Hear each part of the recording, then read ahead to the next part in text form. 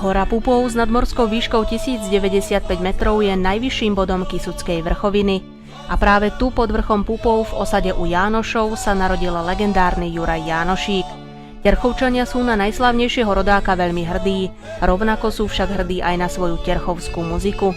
Jej história siaha až do roku 1932, kedy vznikali prvé tzv. Škatuľové hudobné nástroje.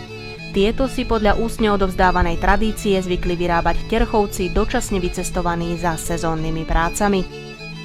Jednou z muzík, ktorá zachováva dávne tradície, je terchovská muzika Pupov. Vznikla v roku 1992 pri miestnom kultúrnom stredisku v Terchovej a je súčasťou folklórneho súboru, ktorý má svoju dievčenskú spevácku skupinu, solistov spevákov, inštrumentalistov a tanečnú skupinu. Muzička hrá v zložení prvé husle, druhé husle, husľová kontra, violová kontra a malá dvojstrunová basička. V súbore dominuje hudobno-folklórny potenciál domáceho terchovského regiónu, ktorý je doplnený materiálom Hornej Oravy, Horehronia a ďalších oblastí Slovenska. Terchovská muzika Pupov sa pravidelne zúčastňuje kultúrnych podujatí doma aj v zahraničí, kde spevom a tancom vnáša radosť do srdc milovníkom folklóru.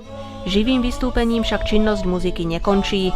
Zoskupenie vydalo 2 CD nosiče. Prvý pod názvom Boli chlapci boli okolo Pupova a druhý predstavený na festivale Jánošíkove dni 2011 pod názvom Na Terchovskom humne.